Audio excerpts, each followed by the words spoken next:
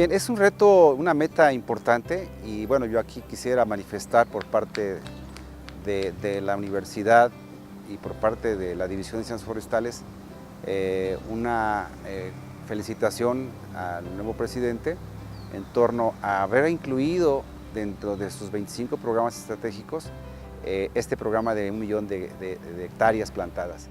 Estamos hablando de uno de los 25 programas estratégicos que anunció el presidente electo, Andrés Manuel López Obrador, y uno de ellos es precisamente la plantación de 1 millón de hectáreas bajo sistemas agroforestales. ¿Qué significa esto? Combinar árboles frutales con árboles forestales de diferentes especies. Se pretende establecer ese 1 millón de hectáreas en 2 años, en los 2 primeros años de gobierno, esto es en 2019 y 2020, 500,000 hectáreas en el primero y 500,000 hectáreas en el segundo. En el anuncio que hace el presidente electo se refiere a que busca crear también 400,000 empleos permanentes, 200,000 en el primer año y 200,000 en el segundo.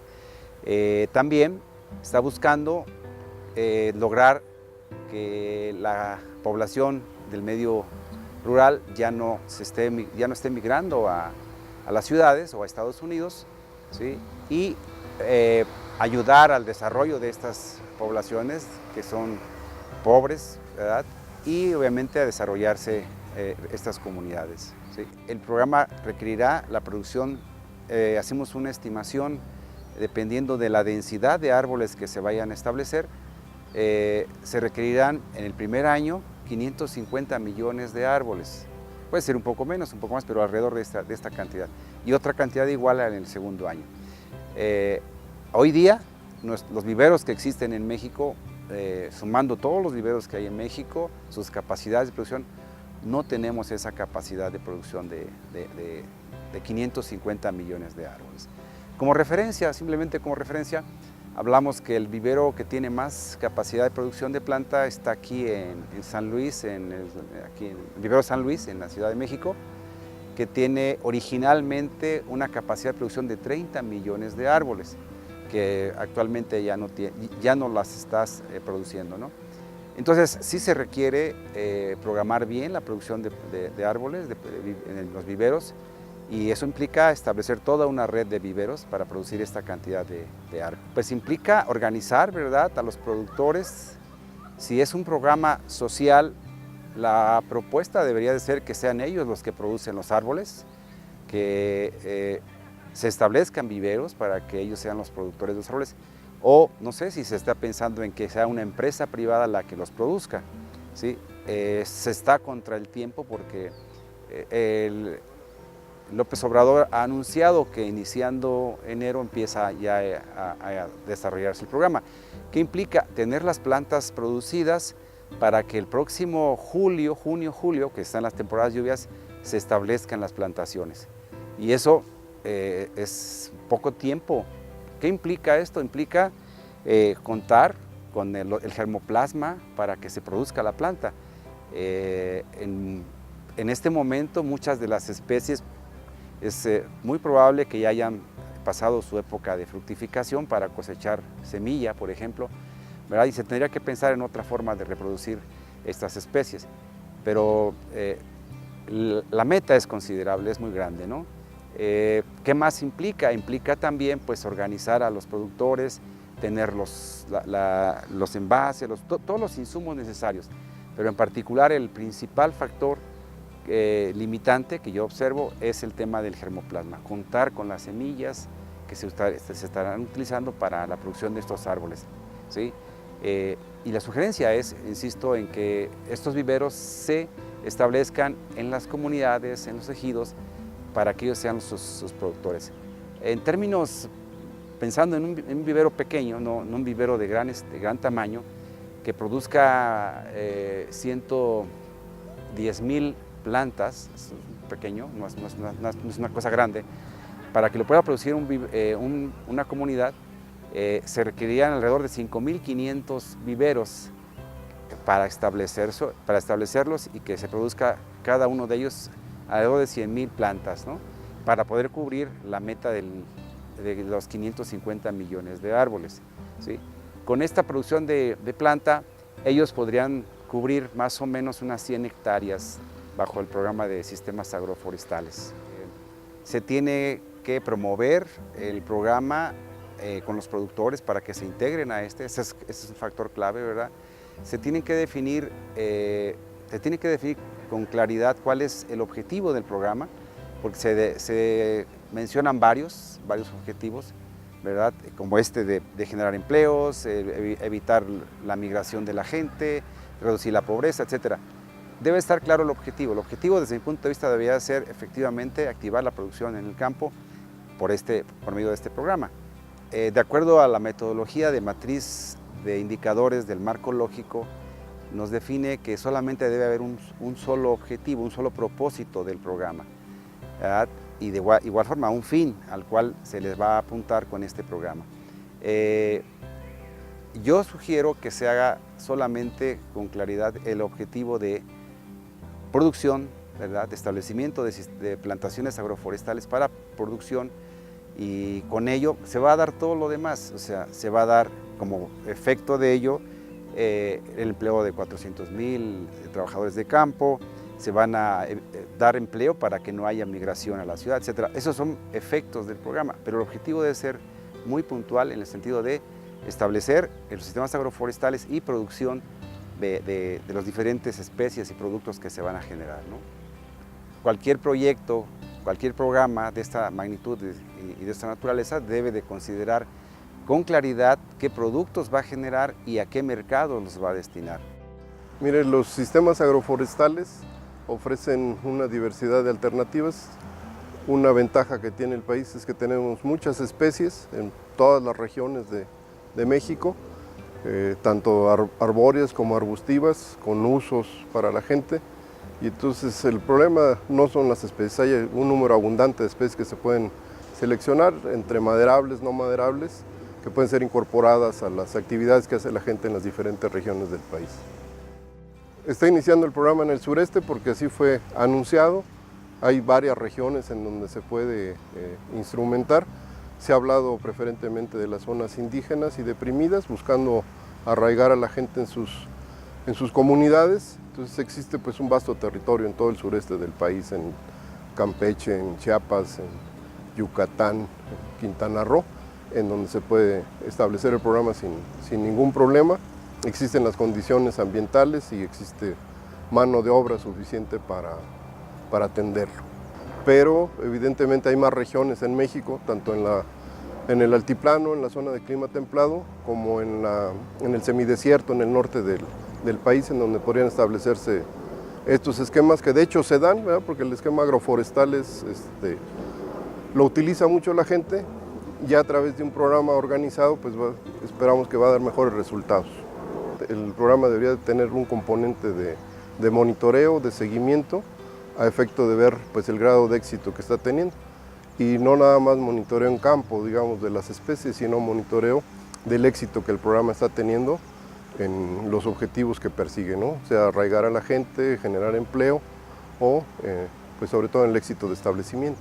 Algunos otros elementos que considero importantes es que en muchas regiones de México existe una proporción alta de mujeres, ¿verdad? Algunas incluso ya con derechos ejidales y de comunidades también, y entonces sería importante su inclusión en algunos de los procesos de establecimiento, ¿no? En términos generales, el objetivo de este programa es el desarrollo de cada una de las regiones donde se ha implementado. Debemos reconocer en estos objetivos que acabas de mencionar las metas y propósitos que tiene el programa. Todas estas metas tendrán que integrarse para lograr el objetivo general. Integrar las metas implica estudios previos, implica otras actividades que antes de realizarse la plantación serán necesarias de llevarse a cabo. El objetivo, podemos ir integrando cada uno de estas metas para el logro total del programa. Esta meta es una meta estratégica. ¿Qué nos va a dar datos exactos, los estudios previos. Los estudios previos nos van a permitir determinar qué regiones, en dónde, cómo plantar, qué plantar, etcétera, etcétera. La meta estratégica de 1 millón de hectáreas se plantea como una razón de inicio. Requerimos otros estudios para determinarla con exactitud. Los resultados finales nos los darán los estudios previos que tengamos que realizar. Estos estudios nos permitirán determinar en qué región habrá que plantar. También nos va a permitir determinar quiénes están disponibles a incorporarse al programa. Posiblemente esto segundo sea más importante. Saber dónde podemos plantar se puede obtener con tecnología de satélite, tecnología cartográfica, etc.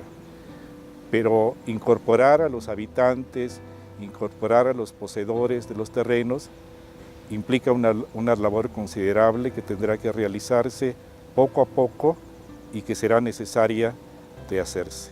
Bueno, mi especialidad es tratar de resolver los problemas de tipo de plagas y enfermedades en estas situaciones.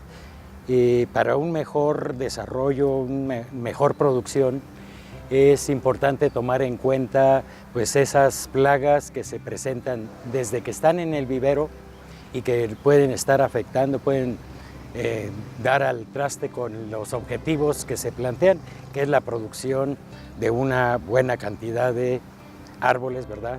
Y que se inician en el vivero. Ya en las plantaciones se presentan otro tipo de plagas que también hay que considerarlas durante el desarrollo de todo el cultivo de los árboles. Entonces, creo que es importante que las tratemos y las abordemos desde un punto de vista más con alternativas diferentes a las convencionales. Esto es, que no utilicemos productos químicos que resultan altamente tóxicos para la población y al medio ambiente. Y dentro del laboratorio de nuestro campo, ¿verdad? Estamos produciendo algunos productos biológicos como algunos hongos, como tricoderma, que es un hongo que se utiliza en la producción de plantas en vivero y que le sirve para protegerlo de las enfermedades. También existen, y es nuestra línea de investigación, es la utilización de hongos entomopatógenos que solamente afectan a las plagas que están presentes en un cierto lugar. Entonces, estas alternativas creo que están disponibles y se pueden utilizar. También otra alternativa es la utilización del aceite de neem, que es un producto que se obtiene del árbol de neem, ¿verdad? Y que ese extracto es utilizado como insecticida y es ampliamente utilizado en la agricultura orgánica y que tiene bajos impactos ecológicos. Hay que considerar otros aspectos complementarios al programa. Por ejemplo, tenemos que estar conscientes que un programa de esta magnitud, donde se van a plantar 1 millón de hectáreas, va a generar también servicios ambientales, captura de carbono, servicios hidrológicos. Entonces, a la hora de valorar el programa se deben de incluir estos beneficios que va a generar para que pues, se tenga una justa valoración del programa. Ese es un aspecto que hay que estar conscientes de eso, que hay efectos positivos ambientales como son esos servicios ambientales que genera las plantaciones. Esa es una. El otro aspecto que hay que considerar es el tema legal. Sí, hay un marco legal que regula. Desgraciadamente, la actividad forestal es una de las actividades con mayor regulación comparada con la ganadería o con la agricultura.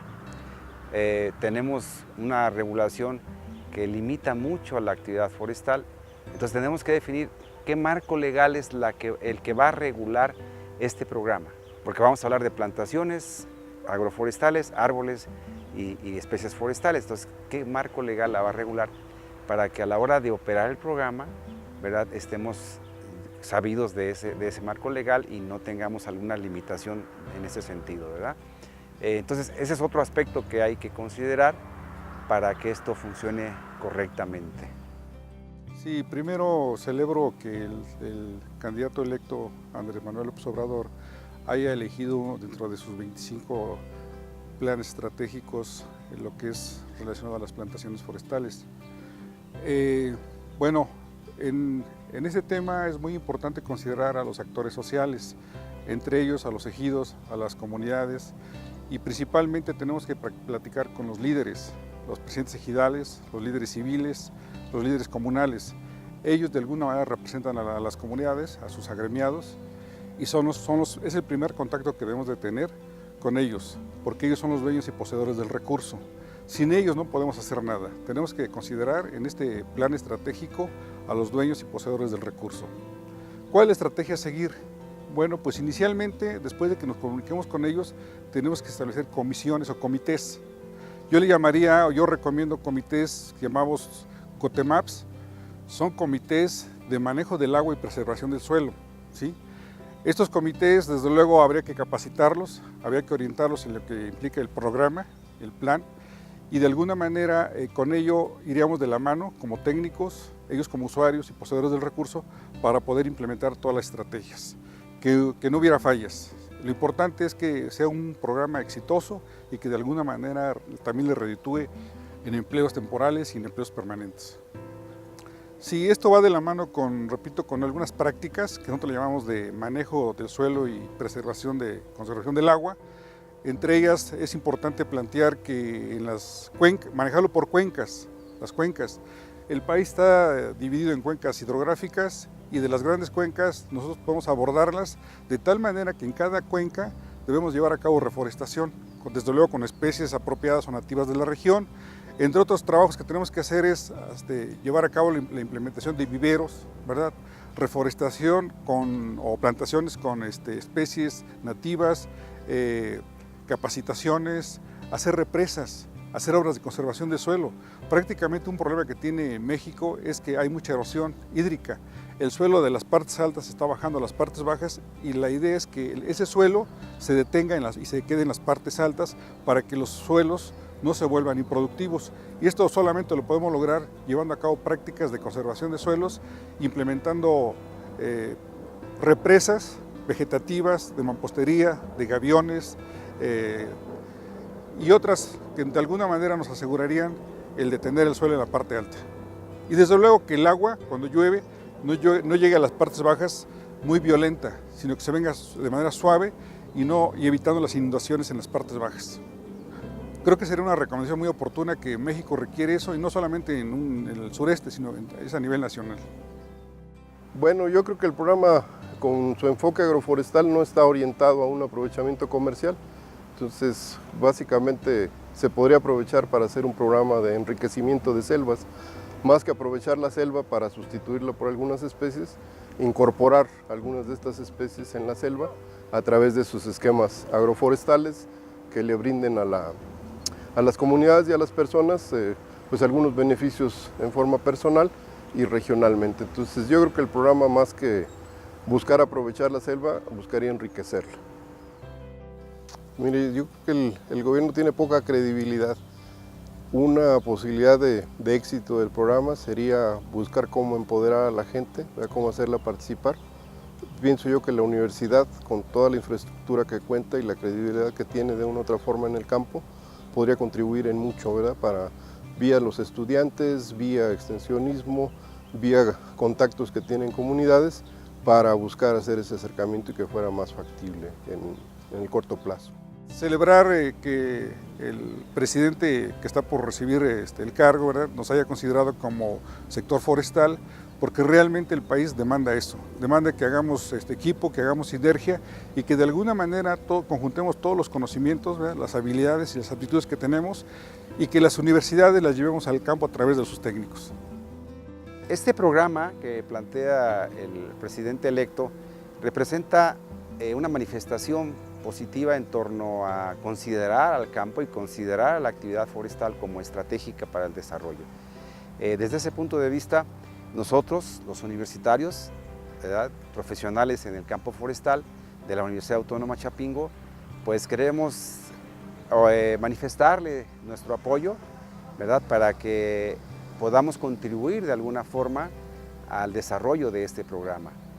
Bueno, pues yo creo que el país es muy grande, ¿verdad? Es muy diverso y habría que aprovechar pues toda la infraestructura que finalmente es de la sociedad, ¿verdad? Nosotros como institución de educación pública pues también estamos en la mejor disposición, ¿verdad?, de participar, porque finalmente estamos hablando de recursos del pueblo de México para el pueblo de México, ¿no? Y la universidad podría participar en todo el país con conocimiento, con experiencia, con generación de relaciones públicas con los productores, con asociaciones de productores, de tal forma que la gente se empodere del programa. La universidad puede participar apoyando, ¿verdad?, desde la promoción del programa con sus estudiantes, desde la asesoría técnica para el establecimiento de viveros, las plantaciones, ¿verdad?, y hacer también investigación para que respalde el programa, para que los resultados sean satisfactorios, ¿no? Entonces, la universidad, por medio del grupo de profesores, pues felicita al nuevo presidente y reiteramos nuestra disposición como universidad para participar en este programa de manera activa. Esperamos que nuestras opiniones pues, sirvan para ayudar a orientar el programa y, insisto, está en la mejor disposición la universidad para integrarse a estos programas que el nuevo presidente Andrés Manuel López Obrador ha propuesto para el desarrollo de nuestro país.